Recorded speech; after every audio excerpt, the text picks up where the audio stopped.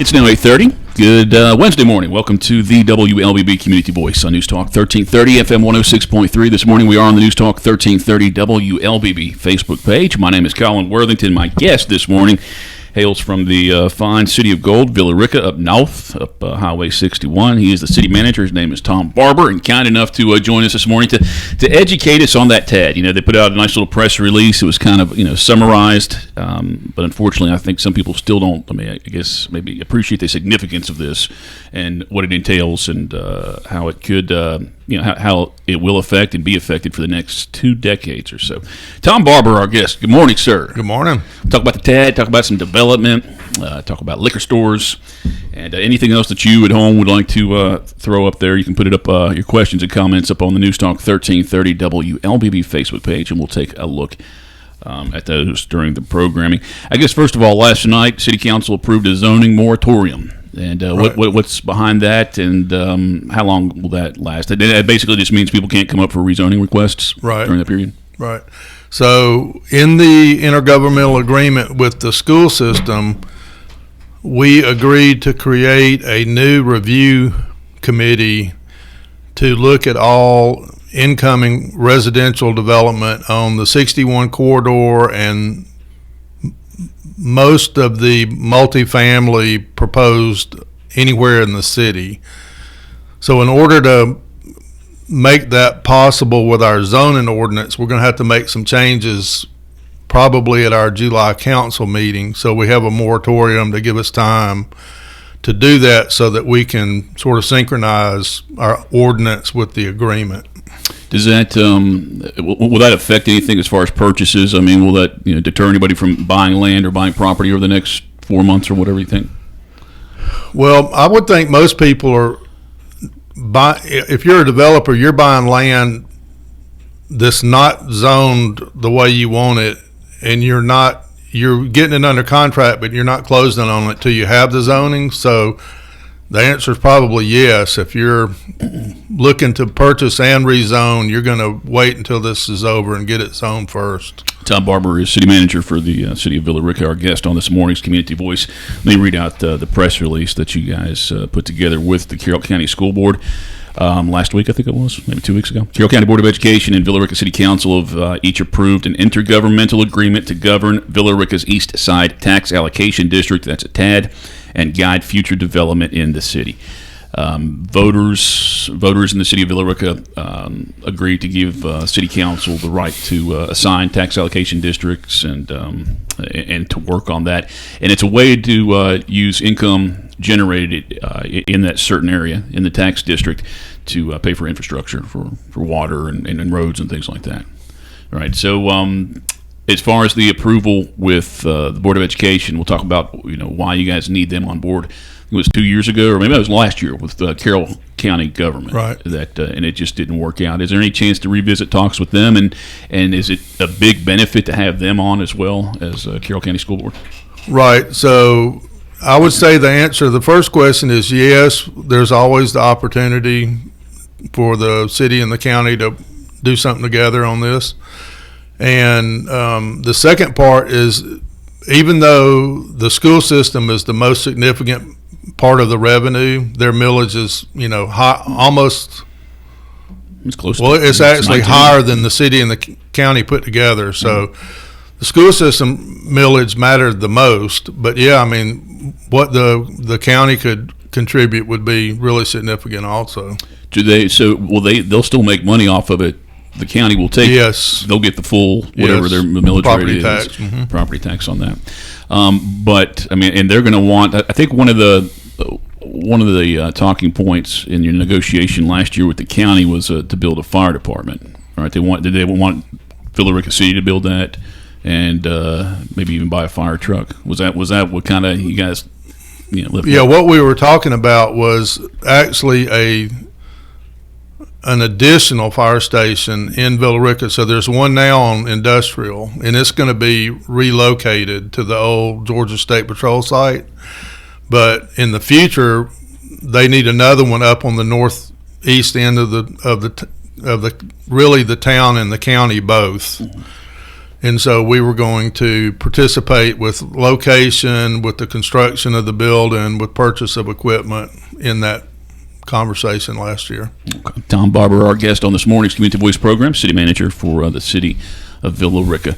I guess give us the procedure here with that TAD. I mean, right now, Fuqua. Is it Fuqua? Fuquay. Sorry, and I'll say Fuqua 5 more times during the show, I'm sure.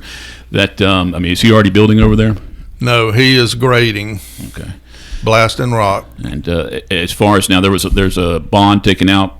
Not yet. Okay. Was that $18 million? Is it going to be 21 million? That'll be paid back over 18 years. Right. That's the plan. Okay, and it'll be paid for with the money collected, the additional property taxes from that specific area, right. Tax allocation district.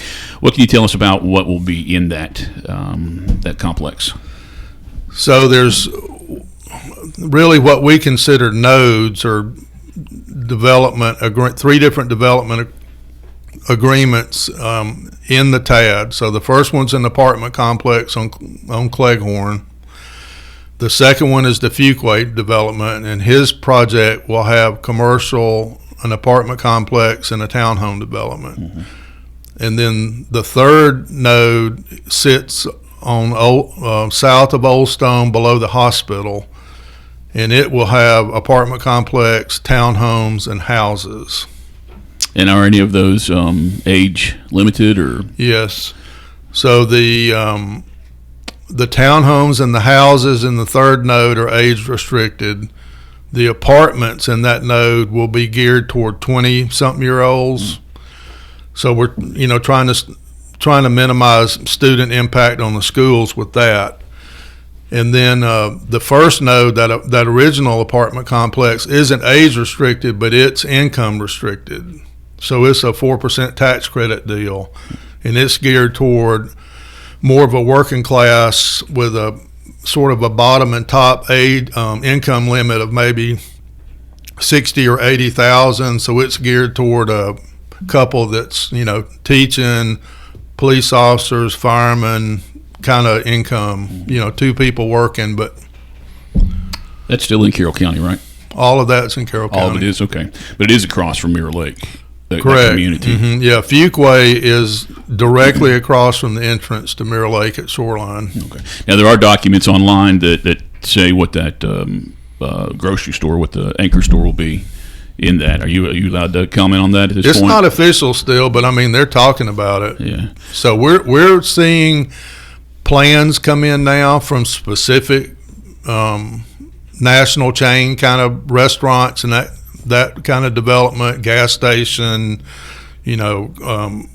oil change. That's the kind of thing you're going to see in the Fuquay development, is a bunch of names you already know. How about that Mirror Lake connector? Where will that be? And it takes you right into downtown, right? Well, yeah, the Mirror Lake connector is what originated this whole idea of the TAD. And it would connect downtown to Mirror Lake, and it would improve the connectivity on that side of town. But it is a really difficult route, and we're about to see how difficult it really is. Because there's not subdivision, but there are some residences in between the. Right, it's going to bisect the neighborhood. Yeah, well, okay. So do you not think it would be more beneficial? Because I'm thinking about passing, where the train sometimes blocks that. That road out in front of, is it Connorsville? Right. The road out in Cleghorn. Yeah. Cleghorn. Yeah, so train sometimes blocks that. So would it be beneficial to use that at all, or you don't think that'll turn into an alternative just because it's kind of difficult? It will help for some trips. Mm-hmm. So police and fire are the big issue in that, right? So if the train's parked and you've got Connors and Cleghorn blocked, what do you do? Well, now you go out, you go north, you go the wrong way, mm-hmm. and then try to go out far enough that you can come back south some other way on Industrial, Punkintown. Something more difficult, but that you could do. So this isn't really going to change crossing the railroad. speaking, since we brought up railroads, latest conversation with Norfolk. I mean, is there still an issue with trains stopping in front of intersections? Yes. So we have the main line through town, just like Douglasville and Temple and Bremen, but we also have a siding, and the siding sits on the east end of town from in front of Olive Tree east back to the other side of the flyover bridge. And so we get a train parked there, some that blocks Connors and Cleghorn, and that's the issue that we have. And did they stop there? And that may be what you're referring to. They stop there to switch drivers or something like that. Does that have to do? Yeah, that's happened some because of the way that they're organized, just geographically. Mm-hmm. But one of the issues that they're having now, as I understand it from the Norfolk Southern folks, is they have decided to sort of reverse a trend that they've had to make longer and longer trains. So they're starting to shorten their trains, but they don't have the crews to have more trains on the track at the same time. And so they're just having capacity issues. So it sounds like they are working with you, and they're sympathetic to this. Okay, that's what they know. There was some people who obviously I think they knew about the problem, but they were just like, we're the trains, we can do it. But it sounds like they are sympathetic. Right. They're trying to staff up again. So if you want to be an engineer on the Norfolk Southern train, now would be a good time to go talk with them. All right, time is 8:41. My guest is Villa Rica City Manager Tom Barber. Questions and comments, feel free to put them on the News Talk 1330 WLBB Facebook pages. We are streaming live on that app this morning, and I'll look at those during the break. We'll come back and continue our conversation with Mr. Barber. Health is a journey. It's making better choices, even when it's not easy. It's taking care of yourself and the people you love. At Tanner Health System, we're there for you with every step, with primary care, heart care, cancer care, women's care, orthopedics, surgical services, and so much more. We're dedicated to helping you live and feel your best. So let's get on that journey to health. You've got places to be for many years to come. Find us at tanner.org. As a believer in the power of education, we are called to set the standard by shaping and empowering the minds of future generations through quality education.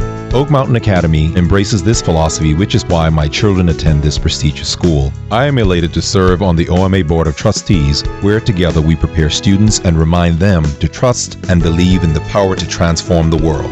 I'm Dr. Brian Bain, inviting you to celebrate our 60-year legacy of academic excellence. Visit us at oakmountain.us.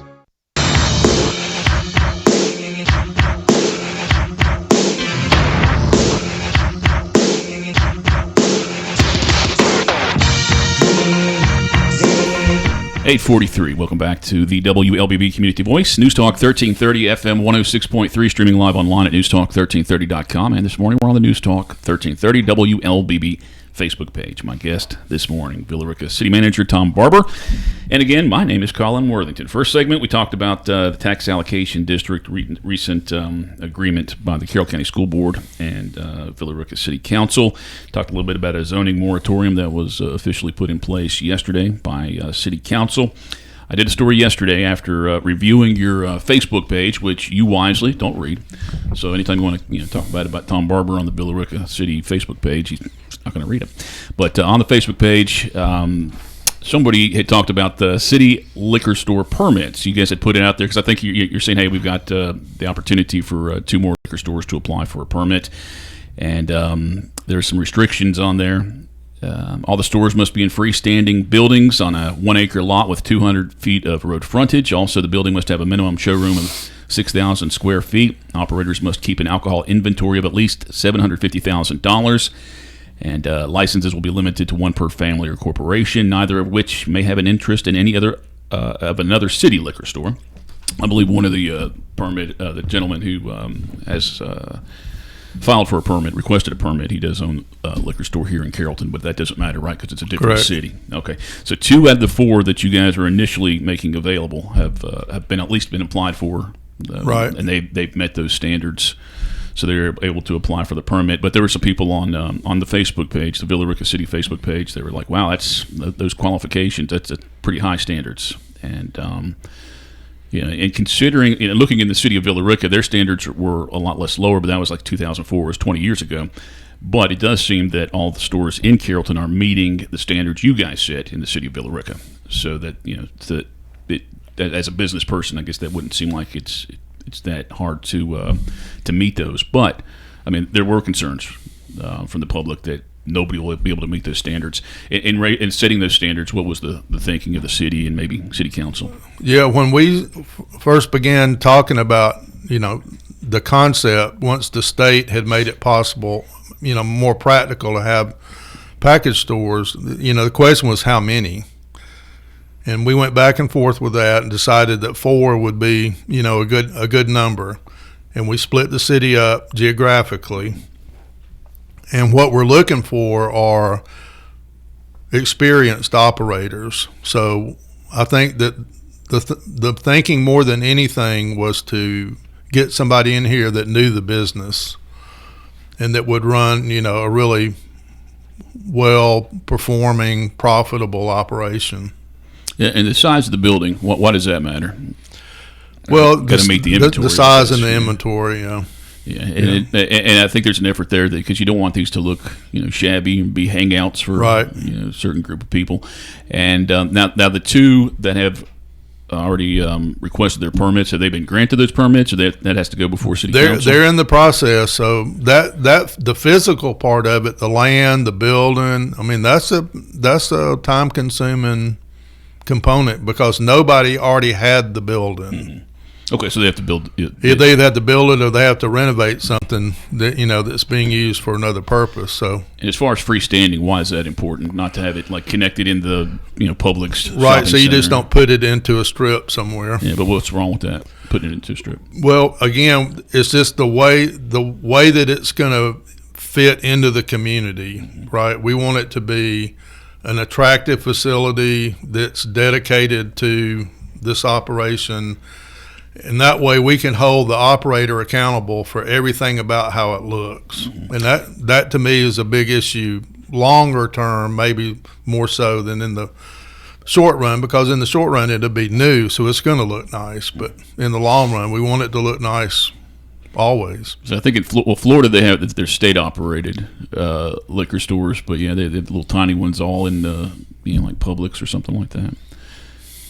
Nobody wants me to compare anything to Florida. I know. Time right now is 8:47. Tom Barber, our guest on this morning's Community Voice program. He is the city manager for the city of Villa Rica. We'll go ahead and take our final break here and come back and talk about development.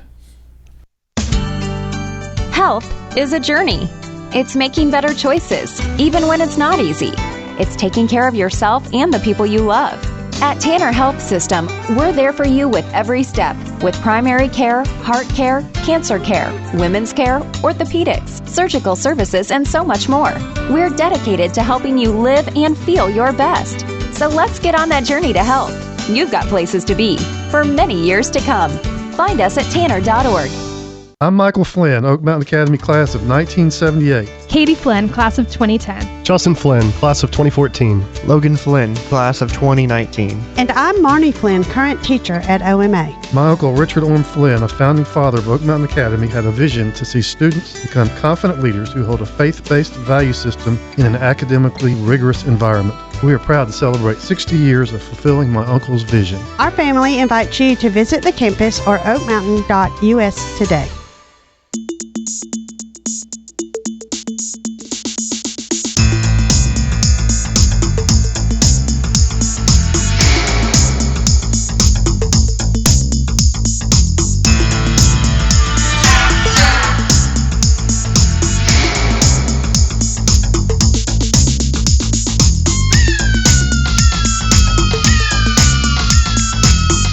All right, 8:50. Welcome back to the WLBB Community Voice on News Talk 1330 FM 106.3. My name is Colin Worthington. My guest this morning is Villa Rica City Manager Tom Barber. Got about 10 minutes left in this show, and I'd like to perhaps focus on development. Maybe it was a year ago even. Just predicting for the future. I think city officials were saying we could have up to 5,000 new units, housing units, right, in the city of Villa Rica over the next several years, and that's just based on discussions. I'm guessing people are showing interest and then maybe already getting the permits and owning the land and things like that. Does that we still expect 5,000? Right. So we initially put that list together in August of 20, so it's almost 3 years ago, and you can see that the vast majority of that is not in construction still. So you had COVID, you had the interest rate run up, then you had all the crazy material availability issues. So we're still seeing projects that are only in the engineering phase. They're not yet clearing and grading. But just about all of them have gone through zoning, and most of them are at the point where they're either clearing and grading or they're about to. So now it's an interest rate issue. Can they get the financing and get started? Now, Avamore, I remember the big presentation they put out, Right. was it like 2018, 2019 when they 18, started that project, and that was going to be, a senior community that had their own stores, Right. own doctor's offices, Right. things like that. Did that fell through? Nope. So we've renewed that zoning each year, and they are still working on the financing end. So they're in this same situation that all these guys are in, is finding someone that will loan the money at a rate where it's still profitable for the developer. It's really difficult.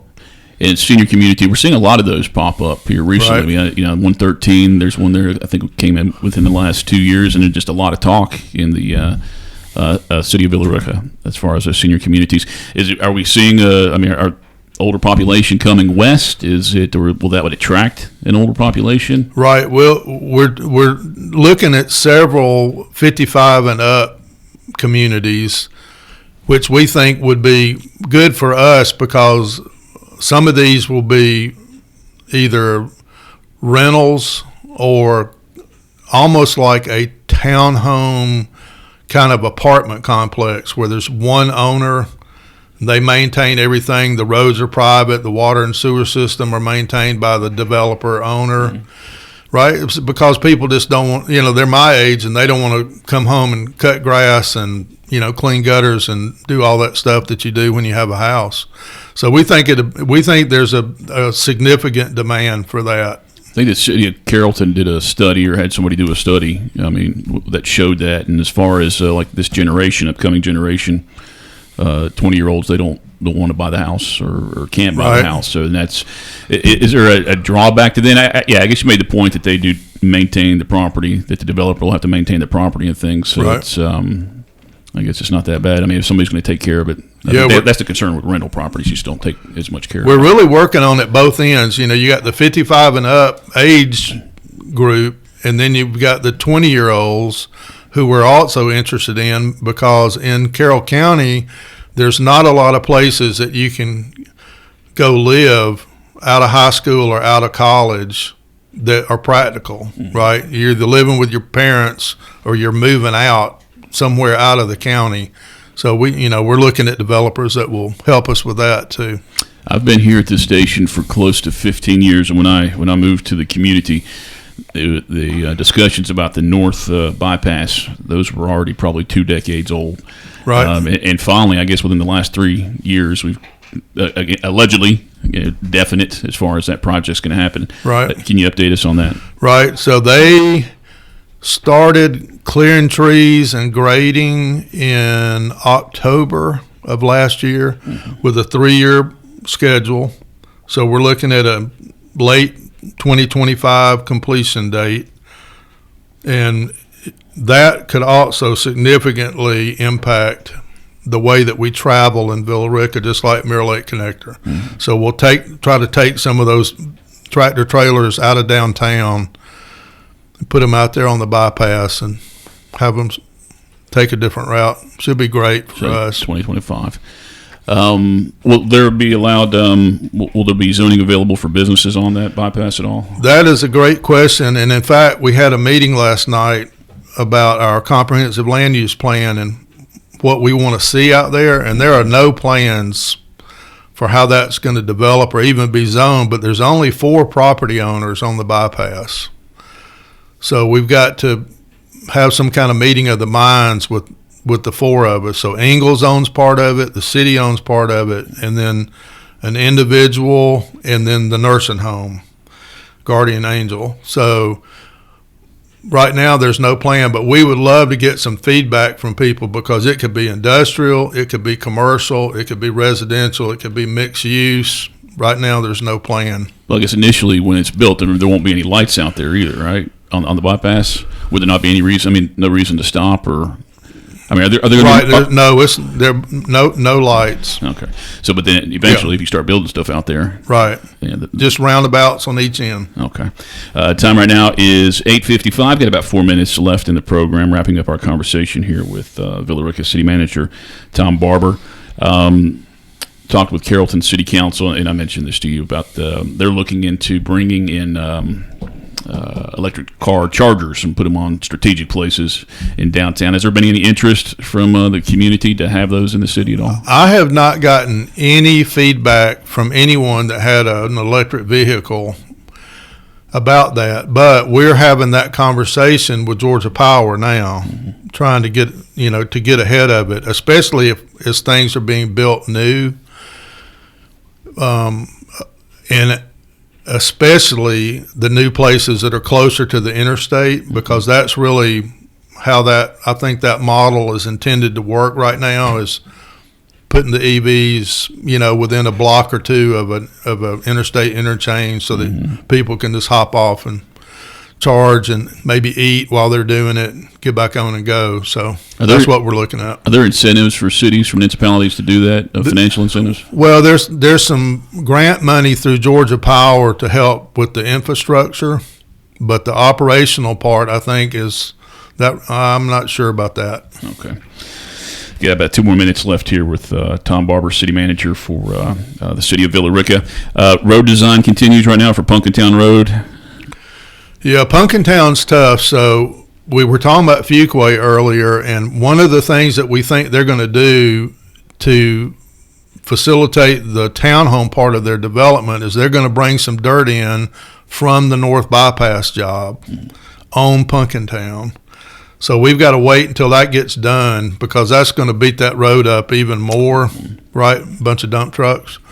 So I don't think we're going to make any improvements there until after that's done. Is that eventually going to be 4 lanes? No, just 2 lanes. Just wider lanes? Is that what it is? Or? Well, it's what we like to do is put in a planted median to make it a little bit more like a boulevard with curb and gutter, because you got 2 problems now. You've got relatively narrow lanes, but the shoulders are so steep.